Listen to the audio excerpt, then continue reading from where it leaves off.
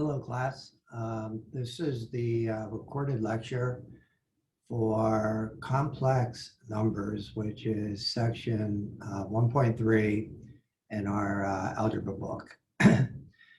Theoretically, this is supposed to be a review, but my experience is that this might be new for some of you. And to be honest with you, it's a little bit complicated. And so a little bit background on why we even talk about complex numbers. Well, if you're going to continue on an engineering or scientific path, a lot of things get modeled using complex numbers. For example, in my electrical engineering life, when I was doing design of power systems and power supplies, these devices, electrical devices called a capacitor, or another one called an inductor, when you did analysis with them, they actually were modeled with complex numbers.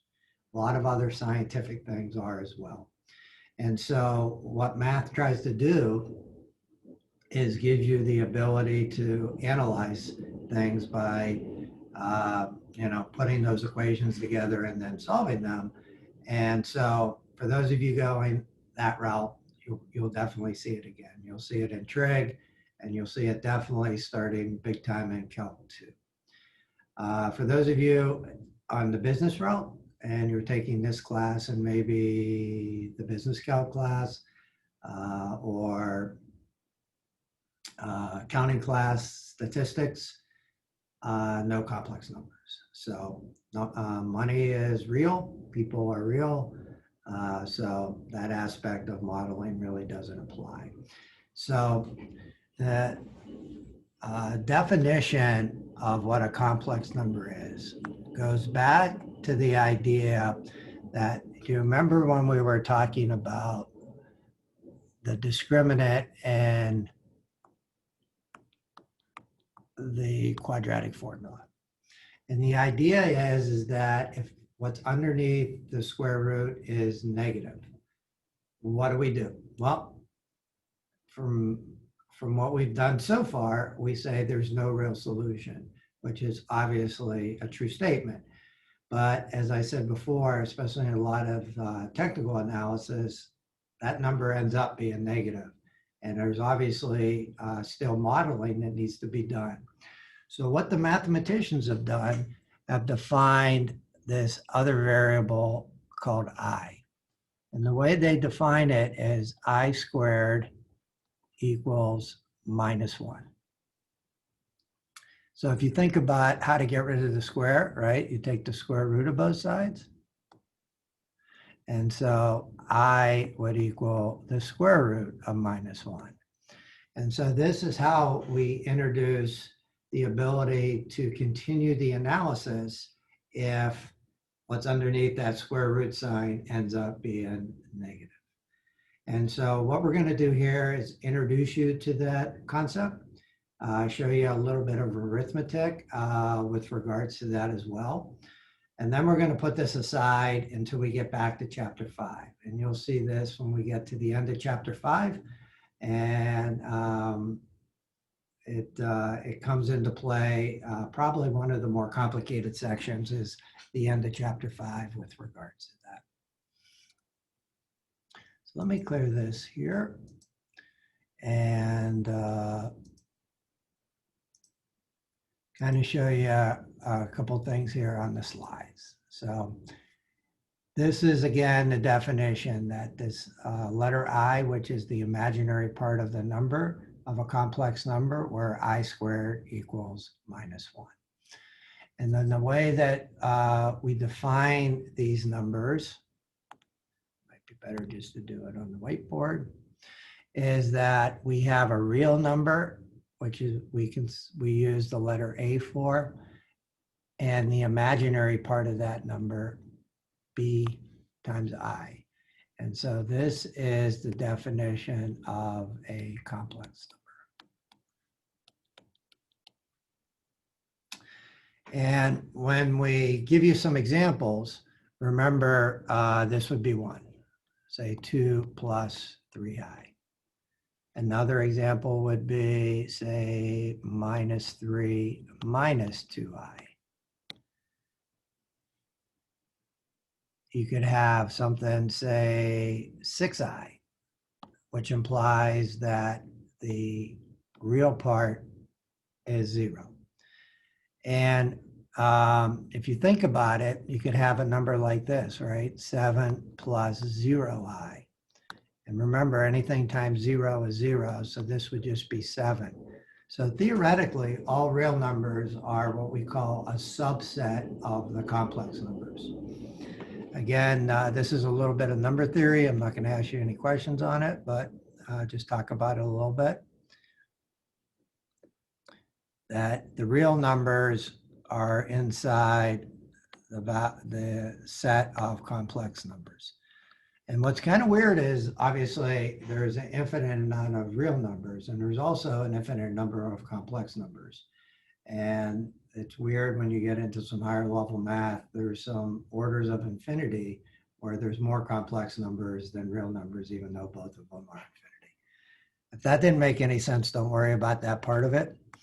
But what we want to introduce is this idea of, given a couple complex numbers, let's do some arithmetic on it.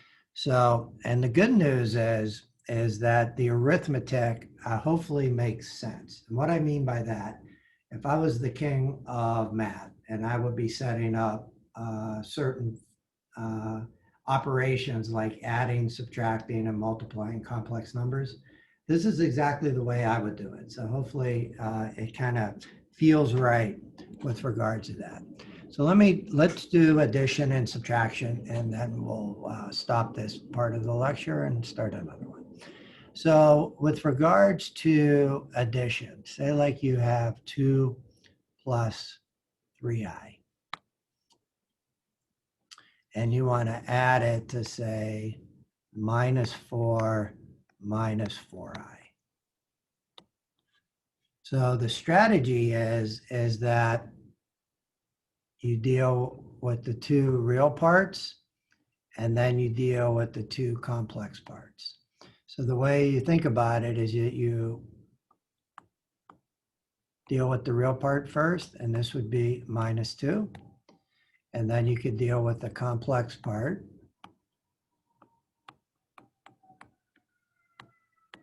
And so 3i minus 4i would give us minus I. And so our solution would be minus 2 minus I. So the strategy is combine the real parts together. And then this strategy here is to combine the imaginary parts together. So let's do one, say like we're doing a subtraction. Again, same strategy. Say like we're using those same numbers again. So what do we have? 2 plus 3i. And then instead of adding, we're going to add minus 4 minus 4i. So what do we do with this minus sign? Well, just like when you distribute inside parentheses where there was x's and stuff, right? We kind of do the same thing.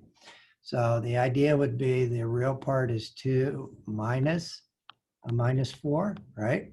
Because we have these minuses. And so these two minuses make that into a plus. So this would be plus 6. And then you would have 3i minus a minus 4i. And again, these two minuses multiplied together give you a positive, right? So this would be 7i. So this one would be 6 plus 7i. So remember, when you're doing addition or subtraction of complex numbers, you would see that you put the real parts together and combine them, and you put the imaginary parts together, combine them, and you end up with the complex solution for that arithmetic. So to show you that on a couple of the slides here are the kind of the official formulas where you have the a plus bi and c plus di. So the C and the A are the real part, right? So we add those together. And the B and the D are the complex parts. We add those together. And so this would be the solution. And then the same with regards to subtraction. So this is the first part of the lecture for complex numbers. So I'm going to stop sharing here and stop this recording, and we'll continue the next recording to talk about multiplication and division of complex.